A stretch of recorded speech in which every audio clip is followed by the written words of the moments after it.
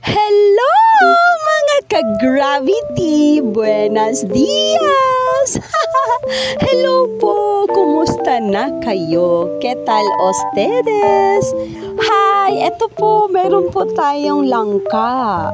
Nangka or jackfruit. Dahil bakit po ba masarap? Kasi po, ang bango-bango ng langka. Tsaka sikat talaga ito. Halos-halos buong mundo na talaga. Bakit ho? Kasi marami na nagpo-post sa social medias. Parang nire-review nila kung ano ang lasa ng mga langka sa mga tropical countries. Kaya grabe, may nagbigay po sa amin ng langka. Tsaka halata pong napakalaki niya. Kasi makikita po sa katawan ng langka na yan, medyo malapad siya. No? So, kung titingnan ho natin, itong binigay nila sa amin, 4 na ganyan, 4 na square. So, ang dami-dami ko lang nabalatan po, no? Ito pa lang po yung kakaumpisa ko pa lang. So, marami ang binigay sa amin. So, nakikita ko, ipag i-measure ko siya, 1/3 ng langka na yan is nasa amin. Kaya, thank you sa mga nagbigay.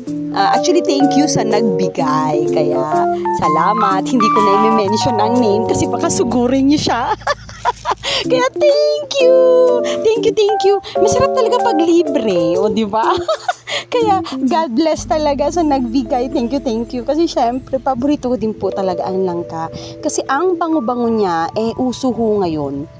Ang langka, actually ho, ang langka is kasabay po siya ng durian, mangustin, marang, mangga, yan. O diba? Ang sarap-sarap pati lansones. Yan yung mga paborito kong prutas.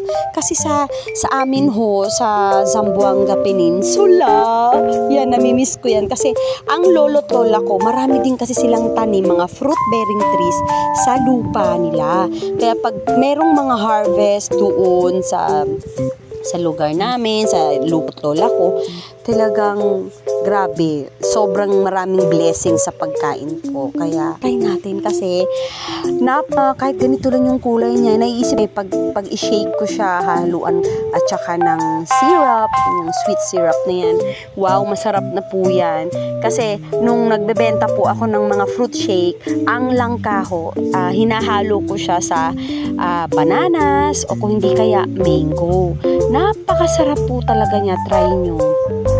At saka magugustuhan nyo lalo kasi ang langka ho, napakabango niya. Kaya eto, tinikman ko po mga ka-gravity. Ang tamis, sobra. Nako, natatakot ko baka maubos ko yung isang bowl. Kaya eto, I would like to thank sa nagbigay talaga. Thank you. Ang saya-saya pag may blessings, no?